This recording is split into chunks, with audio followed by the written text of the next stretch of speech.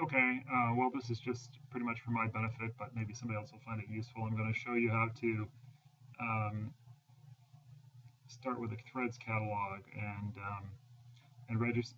harvest the metadata from that Threads catalog using NcISO, and then read that ISO metadata into Geoportal to make it discoverable. So we're trying to get a Threads catalog to show up here. And so what I do is, let's say somebody says, hey, could let's harvest the data from this metadata from this Threads catalog. So here we have the NOAA co-ops, and down here we have some aggregated data catalogs, and these are the ones we want to harvest. We want to get these aggregated data sets into Geoportal. So if I right mouse clicked and copied the link location there, and then I can go to my machine where I'm running NcISO. So here I've got a Linux machine here, and I've made a little directory called WAF Web Accessible Folder. Although actually I'm just going to be using this. Well, yeah, that's right. I'm going to be accessing this data using localhost. This is actually on the machine that I've got Geoportal running, but it doesn't need to be. So it just needs to be web accessible. So anyway, so I've got a bunch of little scripts here, do something or other, and so let's make a new one. Or actually, I guess I've already got one. Let's just look at what I did for this one. So that URL that I just cut and pasted, if I dropped it in here, let's paste it in there. Oops. Well, I guess it didn't paste right. But anyway, this is so there's the Threads catalog URL, and notice that it has the XML on the end. Okay, so this is the XML extension of those different Threads catalogs.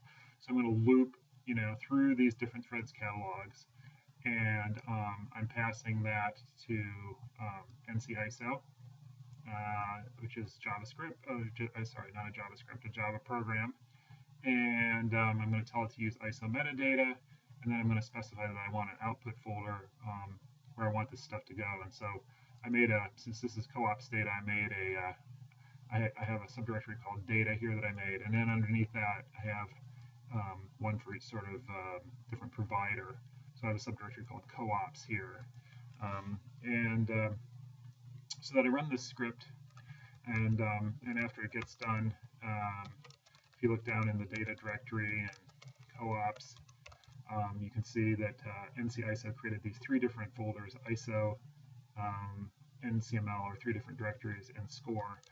If we look at the ISO directory, you can see that each one of those got a data set, and if we looked at one of those, it's all the metadata, ISO metadata that got created. Okay, so NcISO did its job, and so now we need to get this ISO metadata into Geoportal. So if we go over to the Geoportal side, and let's log out and start over. So if we're going to we got to log in and go to administration, and then down here under this kind of comes in a little funny, but under protocol type, if we click web accessible folder and search, we can see what the different data sets are that they're harvesting right now.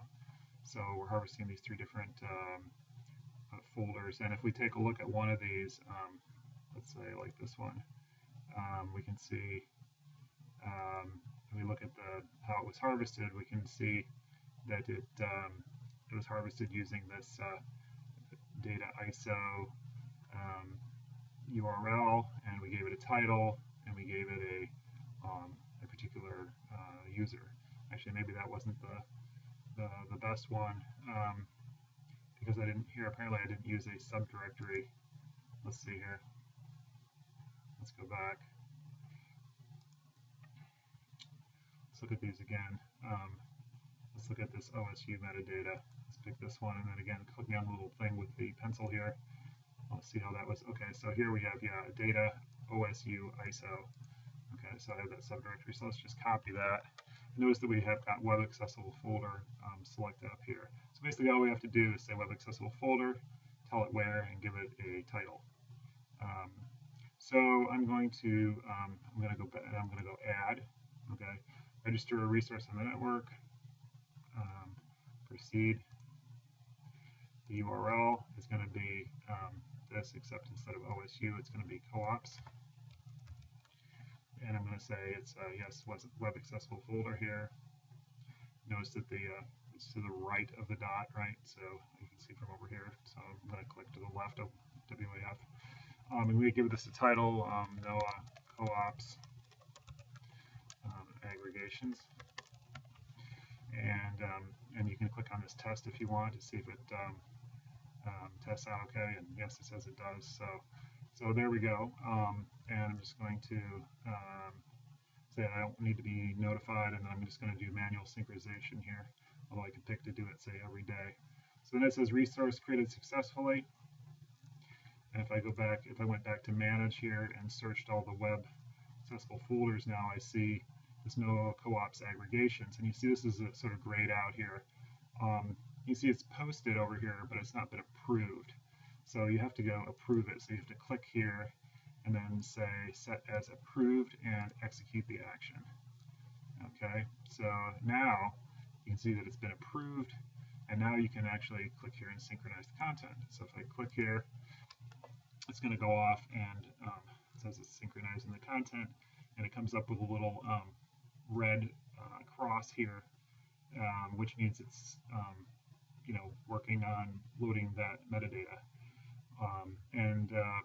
And you can actually, I don't think it comes back and tells you that it's done.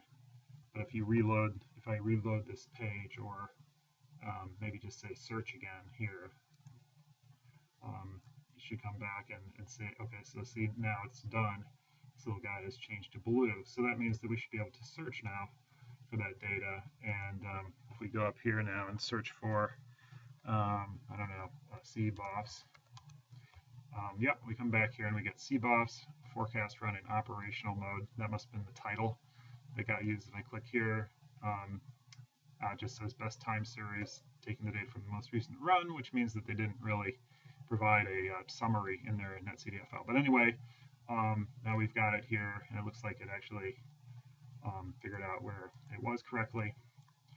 So Chesapeake Bay, I guess. And so it looks like everything worked just fine. And that is it.